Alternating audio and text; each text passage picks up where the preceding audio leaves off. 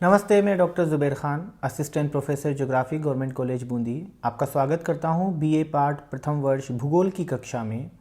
इस कक्षा में हम भूगोल के द्वितीय प्रश्न पत्र पर्यावरण भूगोल का अध्ययन करते हैं। दूसरी ओर परमाणु बम के विध्वंसक वातावरण में सहन सीमा से अधिक विकिरण होता है, जो कि सभी जीवधारियों के लिए विनाशकारी होता है। दूसरी ओर हम बात करते हैं रेडियो एक्टिव पदार्थों की, जब इसका उपयोग एक परमाणु बम के रूप में किया जाता है जिसका उद्देश्य केवल और केवल विनाश फैलाना होता है, तो हम कह ही सकते हैं कि इससे फैलने वाला विनाश अत्यधिक घातक होता है। और जैसा कि आप सब लोग बहुत अच्छे से जानते हैं, द्वितीय विश्व युद्ध के अंदर जापान के हिरोशिमा और नागासाकी में गिराए गए परमाणु बमों का दुष्प्रभाव आज भी वहाँ के लोगों में देखने को मिलता है। वहाँ की आने वाली कई पीढ़ियों में इसके प्रभाव देखे जा रहे हैं, और न केवल मनुष्यों के अंदर अपितु वहाँ पर रहने वाले विभिन्न जीवों के अंदर इसके दुष्परिणाम आज भी देखे जा रहे हैं। तो ये एक ऐसी घटना होती है कि रेडियोधर्मी जो पदार्थ होते हैं, चाहे हम उसे सकारात्मक उपयोग में लें, यदि जब कभी लापरवाही के कारण उनका रिसाव हो जाता है तब भी यह हानिकारक होते हैं, और चाहे इसे परमाणु बम के रूप में जिसका उद्देश्य केवल विध्वंस फैलाना होता है, लोगों को मारना होता है, तो ये प्रदूषण अपने आप में अत्यंत घातक होता है। नाभिकीय विकिरणों के दो प्रमुख स्रोत होते हैं। जब नाभिकीय विकिरणों की हम बात करते हैं, रेडियोएक्टिव प्रदूषण की बात करते हैं, तो इस प्रदूषण के मुख्य रूप से दो स्रोत होते हैं।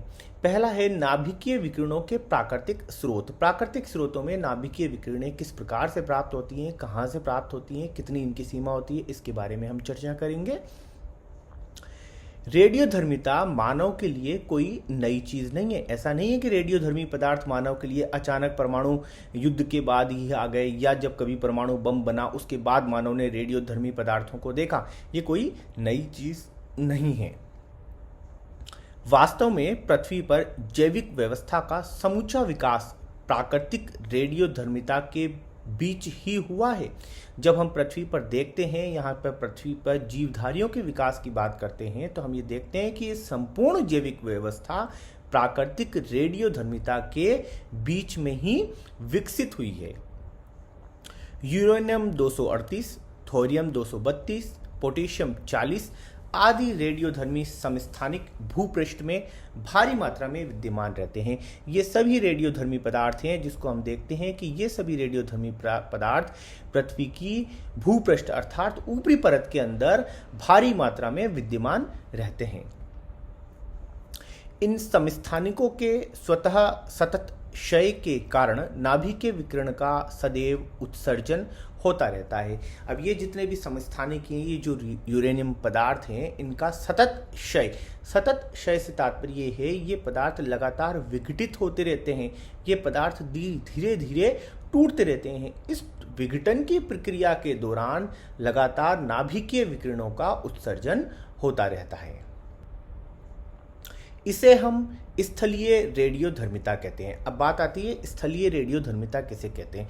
स्थलीय रेडियोधर्मिता से तात्पर्य है भूपृष्ठ में पाए जाने वाले विभिन्न रेडियोधर्मी पदार्थ जो लगातार विखंडित होते रहते हैं, और उनसे जो रेडियोधर्मिता उत्पन्न होती है अर्थात रेडियोधर्मी विकिरणों का जो उनसे उत्सर्जन होता है, इसे हम स्थलीय रेडियोधर्मिता कहते हैं। इन समस्थानिकों के क्षय को हम किसी भी प्रकार रोक नहीं सकते। अब ये जो समस्थानिक हैं अर्थात ये जो रेडियोधर्मी पदार्थ हैं जो भूपृष्ठ में पाए जाते हैं, हम इनके उत्सर्जन को किसी भी प्रकार से रोक नहीं सकते। यही कारण है कि नाभिकीय विकिरण हमारे पर्यावरण में प्रचुर मात्रा में सदैव ही मौजूद रहा है। अब बात होती है कि नाभिकीय विकिरण कब से है। ये प्रारंभ से है, क्योंकि ये हमारे भूपृष्ठ में मिलता है, स्थलीय भागों में मिलता है, और नाभिकीय पदार्थों की ये प्रवृत्ति होती है कि उनका लगातार विघटन होता रहता है, और इस विघटन की प्रक्रिया के दौरान लगातार उनसे विकिरण उत्सर्जित होते हैं। और हमारे पर्यावरण के अंदर, हमारे भूपृष्ठ के अंदर ये नाभिकीय विकिरण प्राकृतिक रूप से चलता रहता है, और ये हमारे पर्यावरण में सदैव मौजूद रहते हैं। यह चट्टानों, मृदा, यहाँ तक कि हमारे शरीर में भी मौजूद रहते हैं। अब देखा जाए तो ये नाभिकीय पदार्थ कहाँ कहाँ मौजूद हैं? ये भूपृष्ठ में हैं, धरातल में हैं, चट्टानों में हैं, मृदा में हैं और हमारे शरीर में हैं, क्योंकि हमारा शरीर भी तो इन्हीं तत्वों से मिलकर बना है। जो तत्व भूपृष्ठ में पाए जाते हैं उन्हीं तत्वों से मिलकर तो हमारा शरीर बना है। हमारे शरीर को भी लौह तत्व की आवश्यकता होती है, कैल्शियम की आवश्यकता होती है, विभिन्न प्रकार के तत्वों की आवश्यकता होती है।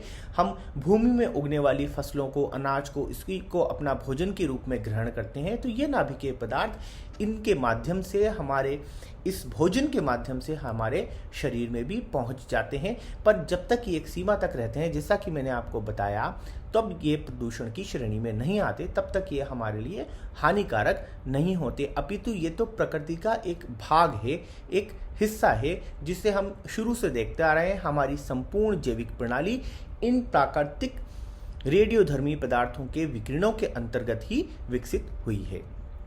मिट्टी में इन खनिजों का सांद्रण उस स्थान पर नाभिकीय विकिरणों की तीव्रता का द्योतक होता है। अब देखा जाता है कि किसी स्थान पर नाभिकीय विकिरण बहुत ज़्यादा होता है, इसका मतलब है कि वहाँ पर इन पदार्थों का सांद्रण से तात्पर्य है वहाँ पे इन पदार्थों की एक निश्चित मात्रा में कितनी उपस्थिति होती है। जैसे कि आपने बात किया 1 किलोग्राम मिट्टी के अंदर मान लीजिए कि 10 ग्राम मिल रहे हैं एक स्थान पर, और दूसरे स्थान पर इनकी मात्रा 1 किलोग्राम मिट्टी अर्थात निश्चित द्रव्यमान के अंदर इनकी मात्रा 20 ग्राम, 30 ग्राम या 50 ग्राम भी होती है। तो वहाँ पर इनकी नाभिकीय विकिरणों की तीव्रता बढ़ जाती है, और जिस स्थान पर नाभिकीय विकिरणों की तीव्रता बढ़ती है उसका तात्पर्य ये है कि ये पदार्थ उस क्षेत्र के अंदर अधिक मात्रा में पाए जाते हैं। अंतरिक्ष किरणों के रूप में पृथ्वी पर नाभिकीय विकिरण सूर्य और आकाशगंगा से पहुँचती है। अंतरिक्ष किरणें अत्यधिक क्रियाशील कण होते हैं।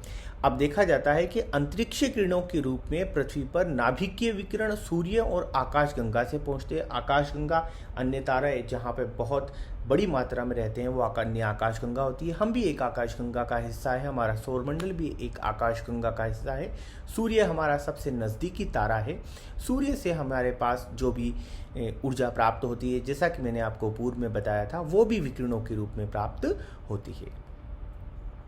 इन कणों में कुछ की ऊर्जा तो 10 मिलियन इलेक्ट्रॉन वोल्ट तक होती है। अब आप देख सकते हैं कुछ कणों की ऊर्जा तो 10 मिलियन इलेक्ट्रॉन वोल्ट तक होती है। ये बहुत बड़ी इकाई है ऊर्जा की, आप सोच सकते हैं कितनी ज़्यादा उसमें ऊर्जा होती है।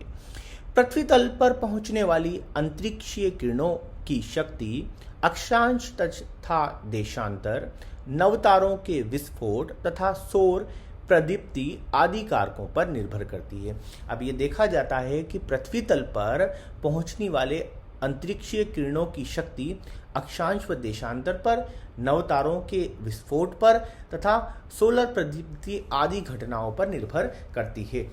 पृथ्वी के आकार के अनुसार, जैसा कि हम देखते हैं भूमध्य रेखा से ध्रुवों की ओर जाने पर पृथ्वी के आकार के अंदर वक्रता बढ़ती चली जाती है।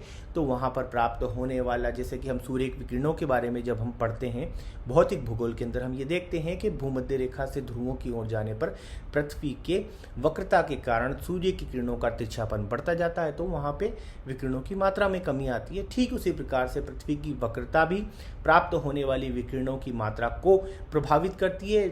दूसरी ओर अंतरिक्ष के अंदर विभिन्न प्रकार की घटनाएं होती हैं, जैसे नवतारों का जो विस्फोट होता है, तारे बनते हैं, तारे खत्म हो जाते हैं विस्फोट के रूप में, तो अत्यधिक ऊर्जा वहां से उत्सर्जित होती है और ये अत्यधिक ऊर्जा विकिरणों के रूप में पृथ्वी तक पहुंचती है। इन किरणों का ध्रुवों पर सबसे अधिक केंद्रण होता है और भूमध्य रेखा पर सबसे कम। यदि हम पृथ्वी के आकार की बात करें, जब इन कणों की हम बात करते हैं तो ये किरणें ध्रुवों पर सबसे अधिक पाई जाती हैं। इसका केंद्रण कहाँ पर होता है? ध्रुवों पर सबसे अधिक होता है और भूमध्य रेखा पर सबसे कम होता है। पृथ्वी के आकार और अक्षांश देशांतर की जब हम बात करते हैं, जैसा कि मैंने अभी बताया, वक्रता के कारण, तिरछेपन के कारण, सूर्यताप की जब हम बात करते हैं तो सूर्यताप की विकिरणें तिरछेपन के कारण ध्रुवीय क्षेत्र के अंदर वहाँ पे तिरछी होती हैं तो कम पहुँच पाती हैं। पर जब हम सौर्यिक विकिरणों की बात करते हैं, अंतरिक्षीय विकिरणों की बात करते हैं, रेडियोधर्मी विकिरणों की बात करते हैं जो हमें अंतरिक्ष से प्राप्त हो रही हैं, तो इन किरणों का ध्रुवों पर सबसे अधिक केंद्रण पाया जाता है, जबकि भूमध्य रेखा पर सबसे कम केंद्रण पाया जाता है। अंतरिक्षीय किरणों की प्रकृति किसी स्थान की समुद्र तल से ऊंचाई पर निर्भर करती है।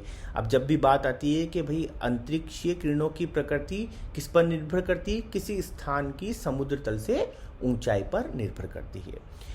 भूतल पर हमारे शरीर से प्रति मिनट लगभग 7,000 अंतरिक्ष किरणें गुजरती हैं, किंतु यदि पृथ्वी का चुंबकीय क्षेत्र तथा वायुमंडलीय आवरण न होता तो हम तक पहुंचने वाली अंतरिक्ष किरणों की संख्या तथा तीव्रता बहुत अधिक हो जाती।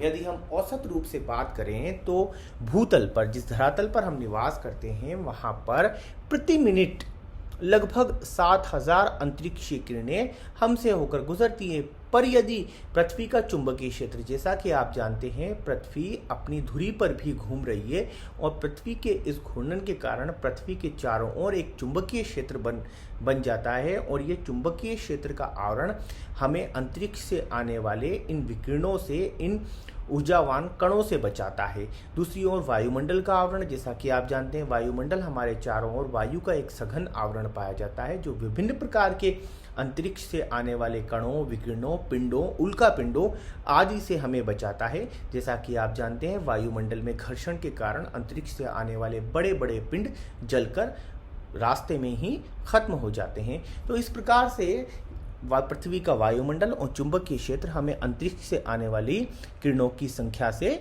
बचाता है। यदि ये नहीं होते तो हमसे ये किरणें बहुत अधिक मात्रा में आकर टकराती। वायुमंडलीय आवरण के बिना तो पृथ्वी पर हम जैविक व्यवस्था की कल्पना भी नहीं कर सकते। यदि हम पृथ्वी पर जैविक व्यवस्था की कल्पना करते हैं, यदि हम बात करते हैं, हम जानते हैं कि पृथ्वी के ऊपर ये संपूर्ण जो जैविक व्यवस्था बनी हुई है, ये संपूर्ण जैवमंडल का ये विकास हुआ है, इसके लिए वायुमंडल एक महती भूमिका निभाता है। वायुमंडल की अपनी महत्वपूर्ण भूमिका है। यदि पृथ्वी के चारों ओर वायुमंडल नहीं होता तो यहाँ पर विकसित होने वाली जैविक व्यवस्था की हम कभी कल्पना भी नहीं कर सकते। वायुमंडल हमारे लिए अत्यंत महत्वपूर्ण है, अत्यंत आवश्यक है। असाइनमेंट के रूप में आपको नाभिकीय विकिरणों के प्राकृतिक स्रोतों पर एक संक्षिप्त टिप्पणी लिखनी है।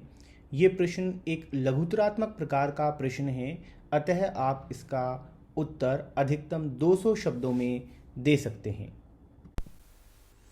धन्यवाद, आपने ये वीडियो अंत तक देखा। जल्दी ही नए अध्याय के नए वीडियो के साथ हम फिर मिलेंगे।